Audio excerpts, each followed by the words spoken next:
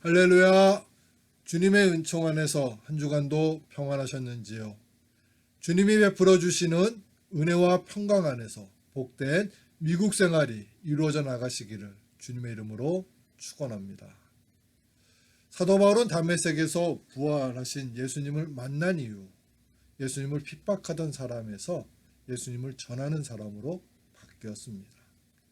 그리고 그는 복음을 전하면서 자신이 변화되어 가고 있는 것을 깨달았습니다. 그것은 예수님께서 그에게 은혜를 베풀어 주셔서 바울로 하여금 복음에 합당한 사람으로 바꾸어 주신 것입니다. 그것을 깨달은 사도 바울은 더 열심히 그리고 충성되게 복음을 전하며 살았습니다. 하지만 그렇게 복음을 전하는 과정 속에서 사도 바울은 한 가지 의문을 갖게 되었습니다.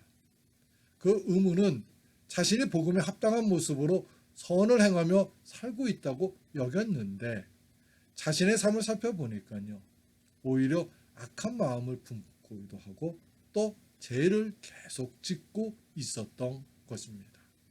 내 속 곧 내 육신의 선한 것이 아니하는 줄을 아노니 원함은 내게 있으나 선을 행하는 것은 없노라. 성도 여러분, 우리들도 바울이 가졌던 의문을 가질 때가 많이 있지 않습니까? 이제 예수님을 섬기면서 하나님의 자녀답게 살아가려고 노력을 하지만은 우리의 삶을 살펴보면 우리 안에 있는 죄성이 복음에 합당한 모습으로 살아가지 못하게 만들 때가 얼마나 많이 있습니까? 우리도 선한 마음으로 더 많은 사랑과 축복을 베풀며 살아가고 싶은데 우리 마음과는 다르게 우리들은 악하게 살아갈 때가 얼마나 많이 있습니까? 어떤 사람들은 이런 모습은 당연한 것이라고 합니다. 그래서 그냥 무시하며 살아가라고 말하기도 합니다. 하지만 그것은 잘못된 생각입니다.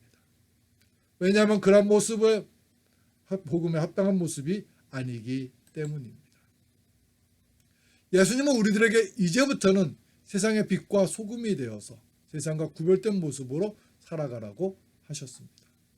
이같이 너희 빛이 사람 앞에 비치게 하여 그들로 너희 착한 행실을 보고 하늘에 계신 너희 아버지께 영광을 돌리게 하라.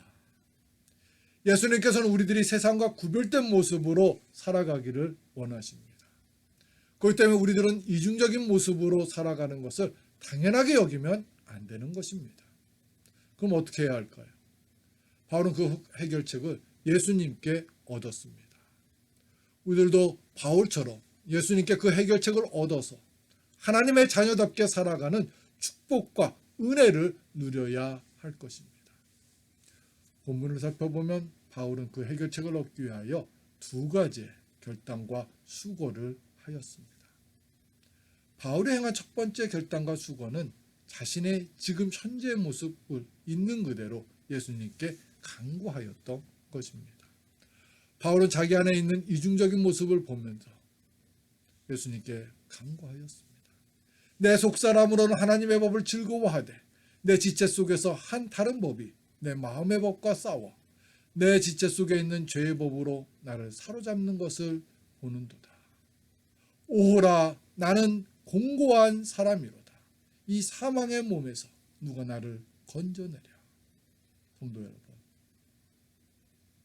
사도 바울은 오호라, 나는 공고한 사람이라고 하면서 이중적인 모습으로 살아가는 것에 대하여 탄식하였습니다. 우리도 바울과 같은 모습으로 살아가야 합니다. 우리 안에 있는 이중적인 모습을 깨달았을 때 우리들도 바울처럼 이것을 해결받고자 하는 마음을 가져야 합니다. 앞에서 언급한 것처럼 나만 그렇게 살아가나? 모든 사람들이 그렇게 살아가는 것인데 뭐 하면서 자신의 이중적인 모습을 당연시하거나 합리화하면 안 되는 것입니다. 예수님은 산상수훈에서 이렇게 우리들에게 말씀하셨습니다.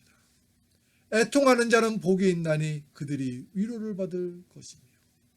산상수훈에 나오는 애통하는 자가 복을 받는다는 것은 자신의 죄를 깨달았을 때 본문의 바울처럼 애통하는 사람이 복을 받는다는 것입니다. 예수님은 우리들이 마음 한편으로는 죄를 지으며 살고 또 한편으로는 하나님의 말씀대로 살아가는 이중적인 삶을 살길 것을 원하시지 않으십니다. 혹자는 어떻게 그것이 가능합니까?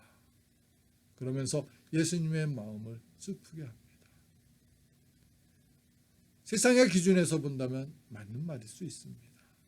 우리들이 가지고 있는 능력만으로는 그렇게 살아가는 것이 힘들고 어렵습니다.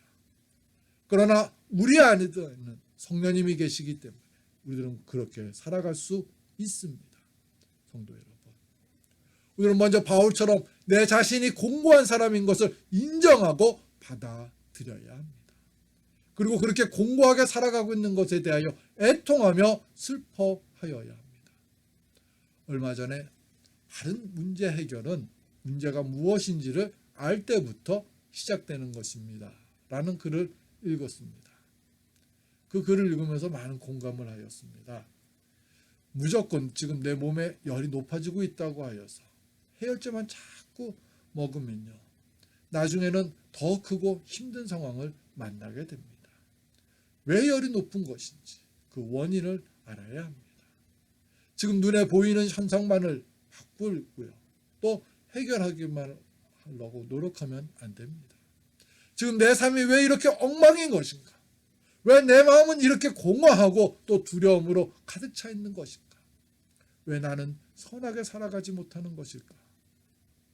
등등으로 우리들은 공고하게 살아가고 있는 우리들의 모습을 인정하면서 그 모습을 예수님과 함께 해결하려고 노력하여야 합니다. 성도 여러분, 공고한 사람이라고 고백을 하는 것이 부끄러운 것이 아닙니다. 진짜로 부끄러운 것은요, 공고한 사람이면서도 그런 사람이 아닌 것처럼 위장을 하며 살아가는 것입니다. 우리 모두는 공고한 사람들입니다. 말씀을 전하고 있는 나부터 시작해서 우리 모두가 공고한 사람들입니다. 우리는 내 안에 있는 죄의 법에 사로잡혀 살아가는 연약하고 부족한 존재들입니다. 우리는 먼저 나의 부족함을 인정하면서 그 부족함을 해결해 달라고 예수님께 간구하는 하나님의 사람들이 되어야 합니다. 두 번째로 바울은 자신이 공고한 사람인 것을 깨달았고 또 인정을 하면서 그 해결책을 예수님과 함께 얻고자 결단하고 노력했습니다. 바울은 예수 그리스도로 인하여 생명의 성령의 법을 얻게 됨을 깨달았습니다. 그래서 이렇게 고백합니다. 우리 주 예수 그리스도로 말미암아 하나님께 감사하리로다. 그런즉 내 자신이 마음으로는 하나님의 법을, 육신으로는 제 법을 섬기노라. 그러므로 이제 그리스도 예수 안에 있는 자에게는 결코 정죄함이 없나니 이는 그리스도 예수 안에 있는 생명의 성령의 법이 죄와 사망의 법에서 너를 해방하였습니다. 성도 여러분, 우리의 공고함을 해결해 주실 분은 오로지 예수 그리스도이십니다. 우리가 아무리 강한 의지를 가지고 있다고 하더라도 우리들이 선하게만 살아갈 수 없습니다. 또 우리가 많은 수고를 기울이며 선한 일을 많이 행한다고 하여도 우리의 행위로는 선한 사람이 될 수 없습니다.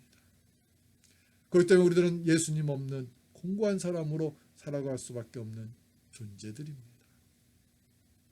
그러므로 우리들은 바울이 깨닫는 것처럼 예수 그리스도를 만나야 합니다. 그리고 그분 안에 있는 생명의 성령의 법을 누리며 살아가야 합니다. 현대인들이요, 물질의 문명이 발달되어서 참 편리하고 또 풍요롭게 살게 되었습니다.